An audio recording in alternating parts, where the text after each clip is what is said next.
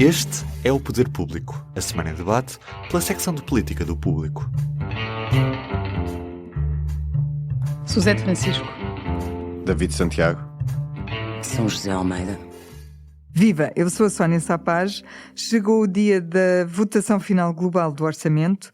É um dia sem história, desde que o PS anunciou que viabilizava o documento. O Governo não foi capaz de impedir que algumas medidas fossem aprovadas à sua revelia, mas conseguiu que as mudanças não alterassem significativamente os valores definidos pelo documento. Suzete, hoje começo por ti. Qual dirias que é a marca mais visível da oposição no orçamento para o próximo ano? antes de mais, como primeira nota, diria que este é o orçamento de um governo minoritário mais pacífico ou mais descansado para o governo de todos os tempos. Estava viabilizado à partida, já sabia da abstenção do PS, e agora a discussão na especialidade e a votação na especialidade levou ao chumbo das duas medidas, que seriam as mais pesadas, que seria um aumento extraordinário das pensões e a descida do IVA de um cabaz de bens essenciais para zero. Eram duas medidas onde havia, quer o PS, quer o Chega, defendiam as medidas, o princípio das medidas, mas acabaram por não se entender e, portanto, as medidas foram chumbadas. Depois passaram outras coisas por acordo, ou seja, por votação conjunta do Chega e do PS. Diria que das mais salientes temos o descongelamento das propinas, o aumento do subsídio de patrulha para a PSP e a GNR, o suplemento especial de pensão para os antigos combatentes, ou agora já no final a abolição e isenção de algumas portagens em troços de autoestradas. Também tivemos o aumento da dotação do TC, feita à revelia da AD, que aliás, curiosamente, acabou numa questão fraturante entre esquerda e direita, mas não são medidas com grande peso orçamental, não é por aqui que o Ministro das Finanças terá muito que se preocupar ou que apontar à oposição, não é nada que se compare com o ano passado. Aliás, todo o processo orçamental foi muitíssimo mais pacífico este ano. O ano passado lembro que houve alterações de peso aprovadas à revelia do Governo, nas pensões, a redução do IRS decidida nos termos da oposição, houve um alargamento do IVA reduzido no consumo elétrico. Este ano não há, acho que a oposição não deixa essa marca tão visível no orçamento. Isto continua a ser largamente o orçamento de Miranda Sarmento. Mesmo a questão das scouts este ano já não havia tanto. Sim, está bastante mitigada. Não eram tão onerosas. Sim, o impacto orçamental é muito menor do que há um ano. Sim. Embora não haja ainda certezas absolutas quanto ao impacto, mas... Porque não se sabe quantas pessoas aquilo vai afetar em empresas. Mas a estimativa fica muito ok. David, hoje escrevemos que apesar destas alianças, PS-Chega, que a Suzete explicou, o Governo sai do Parlamento com um orçamento pouco alterado. Eu pergunto-te quem é que zelou pela integridade deste orçamento? Eu acho que foi o PS, mas também foi o Governo, porque o Governo passou o tempo, ainda antes da entrega do orçamento, a lançar avisos sobre a necessidade de não se interromper e dar continuidade à consolidação das contas públicas. Eu lembro-me que há um ano o Primeiro-Ministro avisou logo no fim do processo, deixou logo essa mensagem, no fim do processo orçamental, com o orçamento aprovado, chamou a atenção, foi uma espécie de toque-rebate, digamos assim, para avisar que tudo o que viesse a correr mal no âmbito da execução orçamental seria responsabilidade das chamadas coligações negativas do PS e do Chega. E, portanto, colocava ali o ónus para algo que não pudesse vir a correr menos bem. A grande diferença é que nesse ano o PS ainda conhecia mais ou menos as contas, porque tinha acabado de sair e se calhar sabia que, apesar de tudo, havia uma almofada maior. Havia uma margem orçamental muito grande. Este ano não há, não é? Certo, este ano não há essa margem orçamental e não há, sobretudo, em virtude daquilo que foram as medidas de aumentos de várias classes da função pública e que representam despesa permanente, não são os chamados não são os extraordinários, como as pensões. Exatamente. Os dois aumentos que o Governo deu no âmbito de pensões foram, portanto, o chamado sempre one-off, que é aquela coisa que é extraordinário, não é repetível. É só uma vez. E, portanto, este ano curiosamente acontecerá a mesma coisa, que é lá para o verão o Governo, se a execução orçamental estiver a correr bem, o Governo atribuirá novo bónus às pensões mais baixas.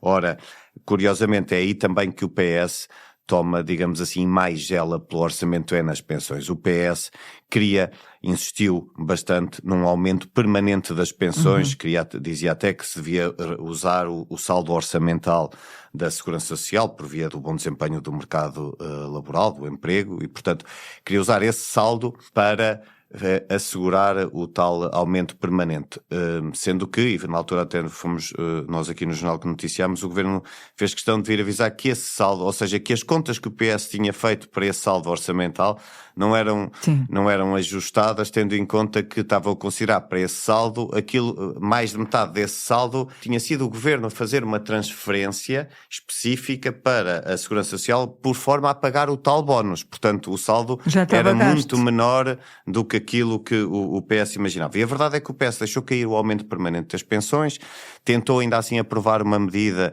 que depois ficaria dependente, lá está. Portanto, era o bónus. Se o Governo atribuísse o tal bónus a seguir ao verão, depois tentar tornar permanente esse bónus. Mas ainda assim mesmo essa proposta acabou por não avançar, mas era uma proposta muito mitigada face àquilo que era a versão e o objetivo inicial. Ora, o PS tinha também uma margem diminuta, e tinha uma margem diminuta desde logo porque José Luís Carneiro, ao assumir a liderança do partido, disse que é bem da estabilidade e do interesse nacional, não colocaria em causa o orçamento.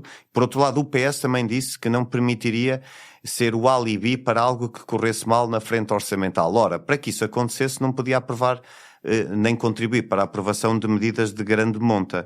E por outro lado, também depois da hecatombe eleitoral de maio, não podia arriscar a ser apontado como responsável por um potencial regresso aos déficits que venha a acontecer no próximo ano. E nós sabemos que a margem do Governo é muito curta para garantir o tal excedente de 0,1% do PIB, mas nós também sabemos que todas as instituições internacionais, praticamente sem exceção, as principais dizem que apontam como provável o regresso aos déficits. Não acham que isso seja problemático, nem que isso coloque em causa a consolidação das contas públicas. Lá está a tal questão, porque continuará a reduzir na mesma a dívida pública. No entanto, há este espectro e este lado político, e o PS também não quer, num momento de fragilidade, ser apontado como, depois de ter conseguido conquistar o epíteto de partido das contas certas, não quer agora arriscar ser o partido, digamos assim, da gestão irresponsável das contas públicas. E, portanto, nesse sentido, acho que foi o Governo com os seus avisos, mas também o PS com as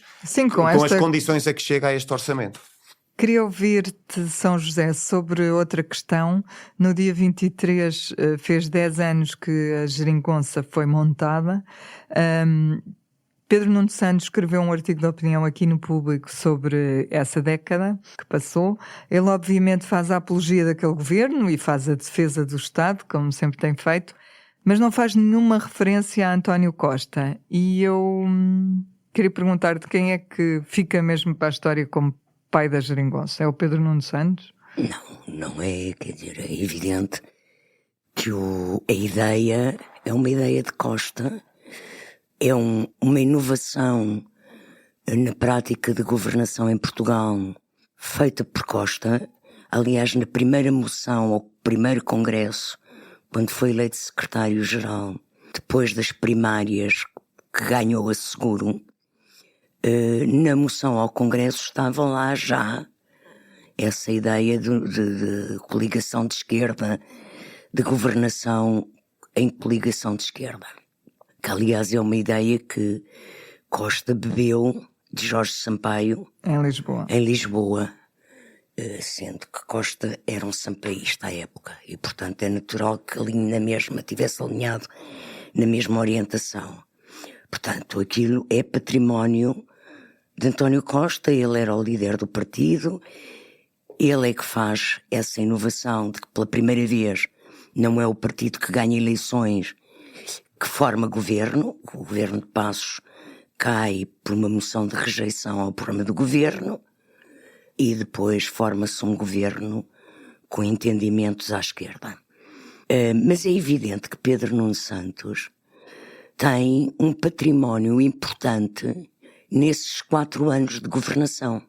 Pedro Nuno Santos era o secretário de Estado dos Assuntos Parlamentares e nessa condição foi ele que concretizou, foi ele que no dia-a-dia negociou com o PCP, com o Bloco, com o PEV e até na altura com o PAN, porque o deputado do PAN, o único do PAN, à época, foi muito inteligente na forma como se fez incluir nessa maioria, conseguindo alterações importantes no Orçamento de Estado.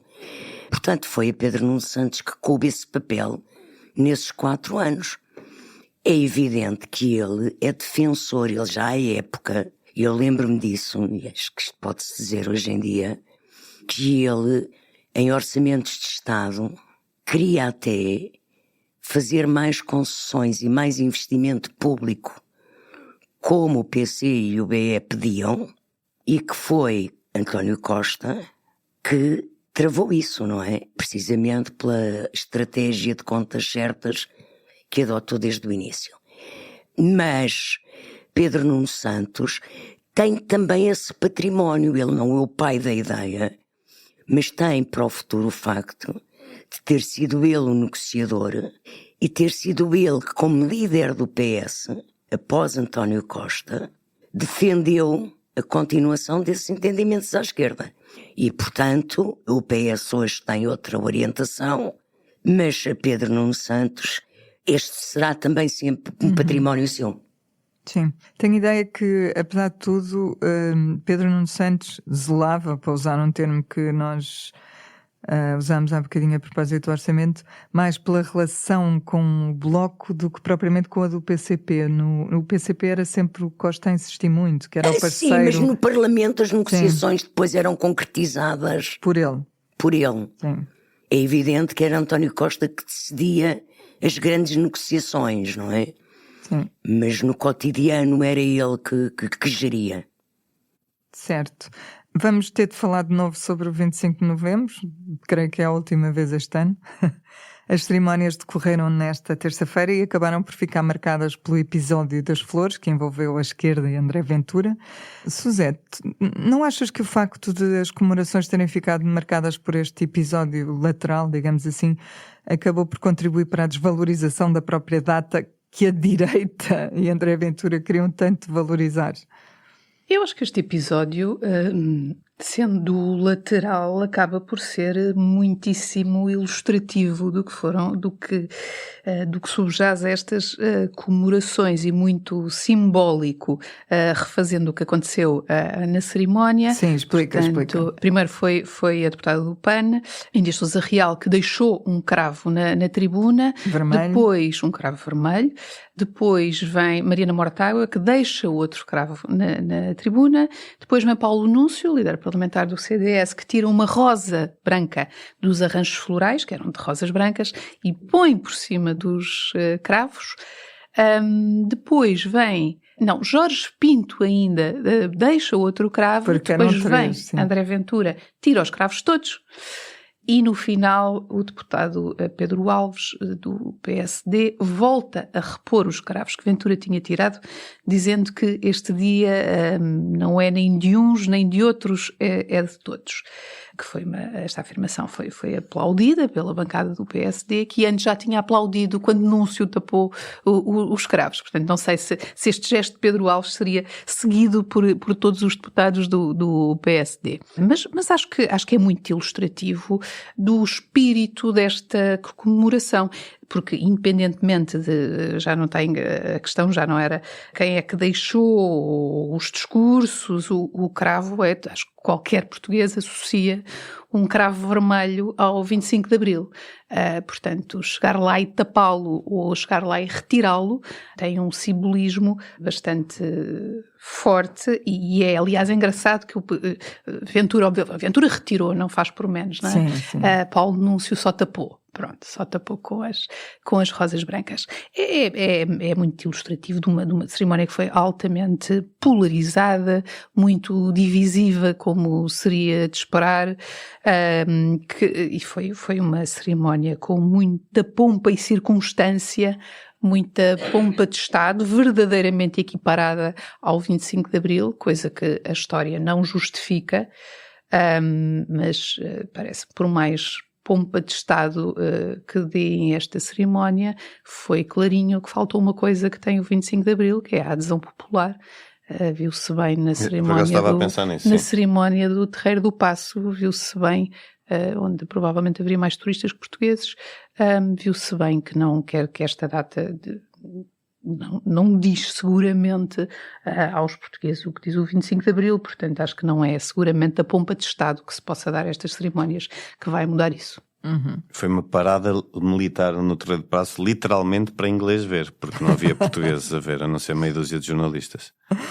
David, nesta cerimónia o André Ventura citou Ramalhianes a dizer que Portugal enfrenta uma epidemia de corrupção e Abril prometeu limpar e não limpou.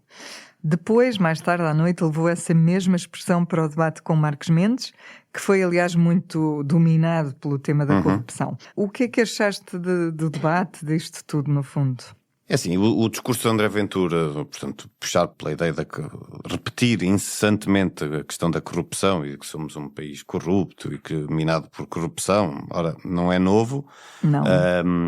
Essa frase de Ramalhianes, essa declaração Também é já não é de nova. alguns anos, mas é uma declaração que não é feita nesse âmbito no sentido de dizer que está tudo mal, é mais no sentido de dizer que, obviamente, ainda há muito por fazer e, portanto, obviamente depois Ventura instrumentaliza da forma que lhe dá mais jeito. E sobretudo a questão, eu também acho que a questão é esta, o que ele queria dizer com isto é que havia muita corrupção antes do 25 de Abril e que ainda não tinha sido limpa. Ou seja, ele não branqueia a corrupção que existia antes. Claro. Ao contrário de André Ventura, que por exemplo diz que são precisos 3 Salazares para pôr o país na ordem, não sei o quê, que não havia corrupção e tal. Pois não havia corrupção, pelo menos que se soubesse, porque não havia imprensa livre, não havia um regime opressor e que escondia tudo que eram fenómenos de amiguismos, de compadrios, que campeavam por todo o país. Era com base nessa lógica que o próprio regime funcionava, e nós sabemos como Salazar ia distribuindo o bodo aos pobres, que neste caso que não eram pobres, eram ricos, ia distribuindo o bodo aos ricos de acordo com as suas conveniências e para manter os equilíbrios. Bom, mas isso não é para aqui chamado, acho eu. Acho que isso não é para aqui chamado no sentido de estarmos insistentemente a dar essa importância a André Ventura. A verdade é que o debate com Marcos Mendes, a mim surpreendeu-me pela negativa. Marcos Mendes numa coisa, alguém tão experimentado conseguiu deixar-se levar para um debate praticamente único e exclusivamente sobre aquele tema, sobre esses temas da corrupção e do compadrio e tudo mais. E nesse sentido, eu estaria à espera que, tão experimentado quanto é Marcos Mendes, conseguisse desembaraçar-se disso. Não conseguiu totalmente, embora eu não acho que tenha sido um mau debate para Marcos Mendes, porque ele conseguiu ter uma atitude pedagógica, séria.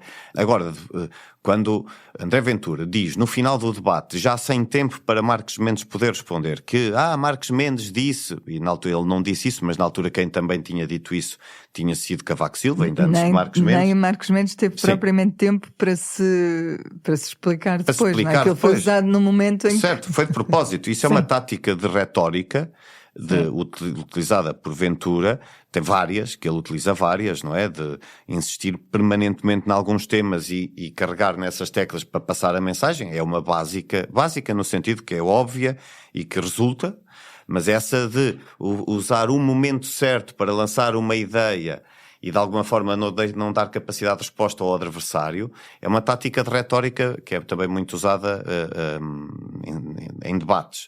Em debates, quer dizer, isto está estudado. A mim só me faz mais confusão, obviamente Marcos Mendes não teve grande hipótese para responder, mas acho que para quem nos ouça e ouça de bom grado o André Ventura dizer isto, nós também temos que pensar que André Ventura diz isto enquanto candidato a Presidente da República. E o que ele diz, ele é antissistema, mas ele significa o quê? André Ventura vai implodir todas as instituições do país e passa ele a liderar todas as instituições para serem de confiança. Porquê? Porque ele diz que Marcos Mendes disse que o BES estava bem, que podíamos investir no papel comercial. Ele não diz, não é tão técnico, mas era a questão do papel comercial do BES. Ora, disse isso Marcos Mendes, porque antes disso tinha dito o mesmo Cavaco Silva e antes disso tinha dito o mesmo Carlos Costa, governador do Banco de Portugal. Ora, se nós que nos digam que o Banco de Portugal falhou, toda a gente sabe disso, falhou, antes disso falhou, é verdade. Depois disso terá falhado, já também, embora as medidas que foram adotadas na sequência da crise já limitam esse tipo de falhas. Onde eu quero chegar aqui é, Marcos Mendes, enquanto comentador, disse aquilo que qualquer pessoa, na minha opinião, razoável, diria que é, segundo o Banco de Portugal, o BES está em condições de se poder investir no papel comercial. Ora, isso é verdade que não aconteceu. Eu não sei, não consigo garantir que Marcos Mendes se atravessou a dizê-lo. Ou dizê-lo no sentido de não, quase que incentivando. Eu não acho que tenha sido o teor dessa declaração, já lá vão muitos anos, mas a ideia que tenho é que, de facto, Marcos Mendes, como outros comentadores, foram repetindo aquilo que era a mensagem oficial que vinha, no fundo, do Banco de Portugal. E, portanto, eu próprio, na altura, também acreditei, quando ouvi Carlos Costa, que a situação não seria tão grave quando se veio a verificar depois. Não estou a dizer que não tenha havido ali um excesso de voluntarismo de Marcos Mendes. Na altura, a questão era não criar pânico. Era não criar pânico, evitar o pânico. E, portanto, um comentador como Marcos Mendes, em prime time na SIC, para mim é natural que de alguma forma tenha contribuído para esse evitar de pânico, embora tenha sido, sabe-se agora que é um erro. A mim o que me custa mais é não haver o contraditório e não se perceber ou não se questionar André Ventura sobre esse tipo de coisas, que é, como é que ele faz? Ele vai respeitar todas as instituições, o Tribunal de Contas, o Banco de Portugal. Era bom saber isso, porque ele é candidato a Presidente da República. Pois, como é que ele vai gerir as informações? E, portanto, mas já agora só mesmo para resumir, eu acho que Marcos Mendes não esteve assim tão mal quanto já fui ouvindo de alguns comentadores neste debate, embora também acho que está a ser muito difícil, porque são debates muito curtos que limitam muito os adversários de André Ventura. E se os moderadores não têm capacidade para se impor, como aconteceu com o moderador da TVI no debate contra seguro, desta vez Clara de Sousa conseguiu controlar melhor, sem dúvida, o debate, mas ainda assim acho que é preciso haver uma mão mais férrea dos moderadores e em particular da contagem dos tempos para que em todos os momentos em que Marcos Mendes interrompe e está a falar ao mesmo tempo do adversário, não estar a contar o tempo do adversário, porque a verdade é que ele não está a conseguir exprimir ideia nenhuma. Isso não está a acontecer. Acho que era uma mudança que devia acontecer na contagem dos tempos dos debates. E os debates tornam-se mais longos, porque o debate deles foi mais longo que os outros debates. Sim, mas o problema é que muitas das vezes, vamos imaginar, vamos ao caso de Marcos Mendes Ventura. Marcos Mendes está a falar, Ventura interrompe-o, às vezes não conta tempo para Ventura enquanto está a falar por cima de Marcos Mendes. Mas Marcos Mendes que está a falar, sem se perceber o que é que está a dizer, e o tempo continua a contar para ele. E, portanto, isso também me parece que é algo a corrigir, e acho que ainda se vai a tempo de corrigir isso nos debates. São José, agora o último tema, e é um tema diferente destes, mas é uma coisa que aconteceu e está para acontecer a continuação. O bloquista José Manuel Pureza apresentou a moção à convenção do partido. Uma das coisas que propôs foi uma organização tripartida com um coordenador, um deputado e um secretário, que diz ele é para dialogar permanentemente com as estruturas locais. Esta mudança vai salvar o Bloco desta onda negativa em que está? Não sei, mas eu percebo a solução. Primeiro porque Pureza é professor universitário em Coimbra, não está no Parlamento, o Bloco tem um deputado que, segundo noticiámos, será Fabián Figueiredo, que irá assumir... É o número 2 na lista por Lisboa, embora o objetivo deles fosse alternar entre o 2 e o 3, não sei se isso é muito viável. Mas pronto, portanto é natural que tenham que ter um porta-voz no Parlamento que fala em nome da direção e ter um secretário que parece que será uma mulher para coordenar a organização do partido. Faz sentido. O Bloco de Esquerda anda há 20 anos a ignorar o que é a organização do partido, o que é a implementação local do partido. Não ganha câmaras, não é por acaso. Mas deixa-me só dizer que Jorge Costa fazia, supostamente tinha este papel. Já lá vou. Mas durante 20 anos nunca ligou a nenhuma, não há implantação nacional. Jorge Costa, na última convenção, na altura em que sai do Parlamento, fica com esse pelouro da organização, mas manifestamente não funcionou. E, portanto, acho que essas tentativas de organização são sempre importantes. Mas isso não basta para o Bloco de Esquerda sair do buraco em que se enfiou. Quer dizer, eu recordo que o Bloco de Esquerda é um partido que tem vindo em crescendo de populismo. Temos que não há só populismo de direita. E o Bloco de Esquerda, desde que Catarina Martins foi eleita líder, sobretudo ela sozinha, e depois mesmo com o João Semedo, período da doença, do final do João Semedo, em que ele ficou afónico, ficou sem fala, portanto não podia ter nenhuma presença pública como coordenadora, tem havido uma radicalização do discurso e do populismo no Bloco, que chegou para mim ao cúmulo chegou ao limite nas últimas legislativas, em que eu além de ouvir falar sobre o teto às rendas, não ouvi o Bloco de Esquerda e Mariana Mortágua falar de mais assunto nenhum. Portanto, o Bloco de Esquerda foi-se acantonando num discurso extremista, populista e isolando-se do que é a política global.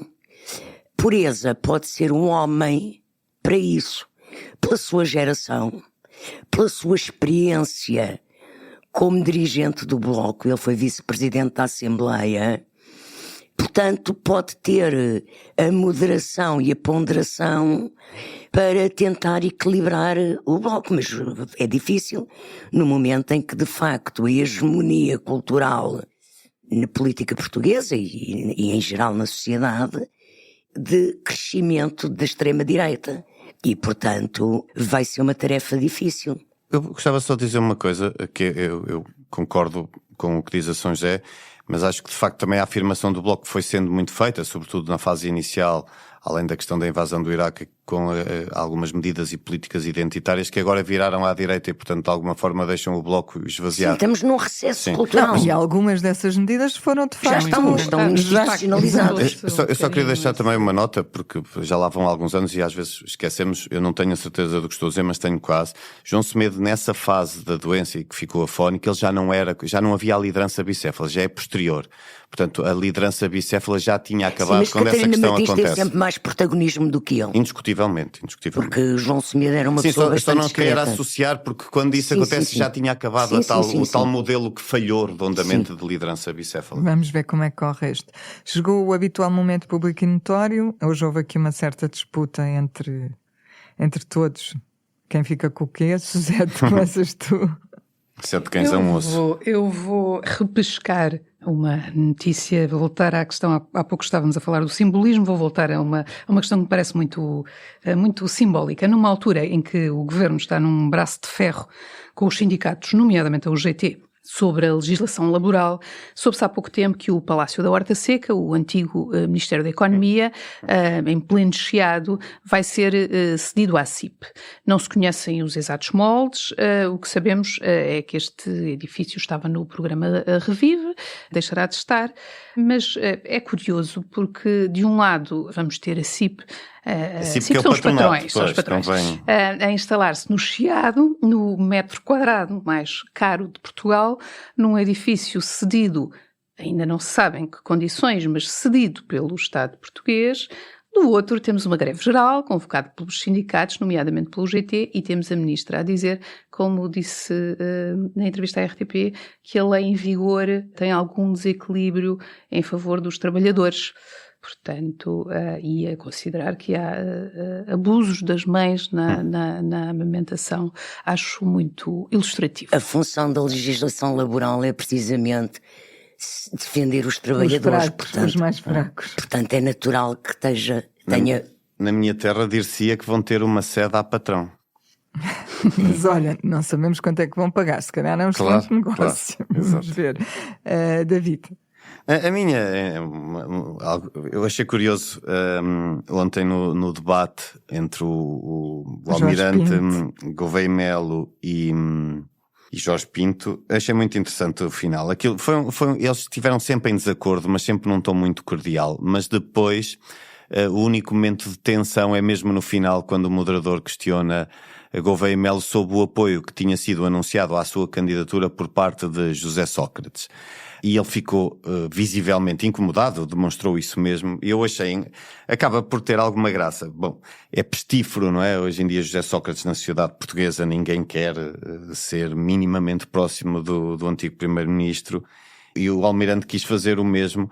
Eu acho que ele saiu-se mal, acho que ainda lá está a faltar algum media training. Ele se calhar devia ter dito apenas que, em vez de mostrar esse desconforto, ter dito apenas que é mais um voto, eu quero o maior número de votos possível na minha candidatura porque quero vencer.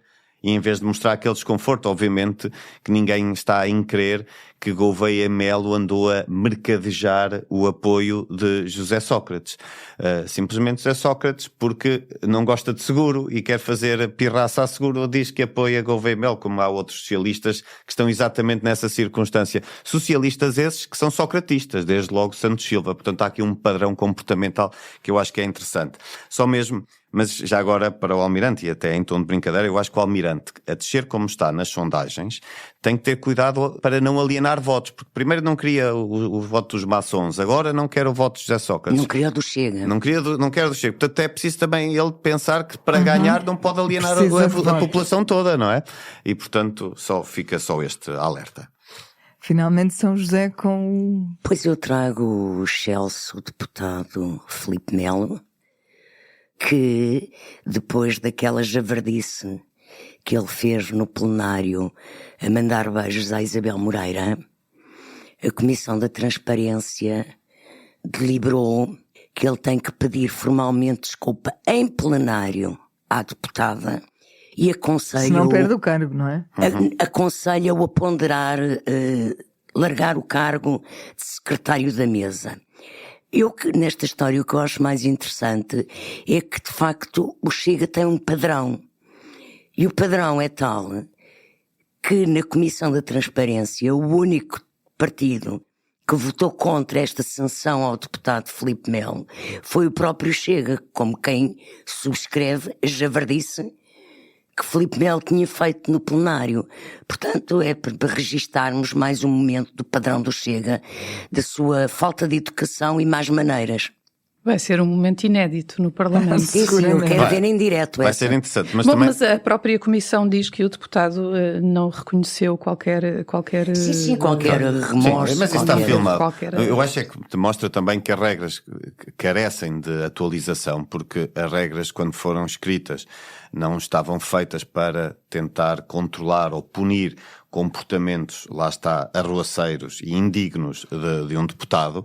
E ora, uma vez que agora eles se repetem, não só na bancada do Chega, mas sobretudo e em particular na bancada do Chega, acho que tem que haver outro tipo de sanções, porque de facto convidá-lo a pensar sobre se deve sair da mesa... de uma boa gargalhada. Ora, exato. É o que se faz às crianças, pensa bem no que fizer. Pois, mas normalmente o que é que isso dá? Repetem o erro, não é? Bom, obrigada aos três e a quem esteve connosco até ao fim. Voltamos na quinta-feira, como sempre. Até lá. Até para a semana. Até para a semana. Até para a semana. Para não perder os novos episódios, subscreva este podcast do Público na sua aplicação preferida. Para além deste programa, há mais para descobrir em público.pt/podcasts. O Público fica no ouvido.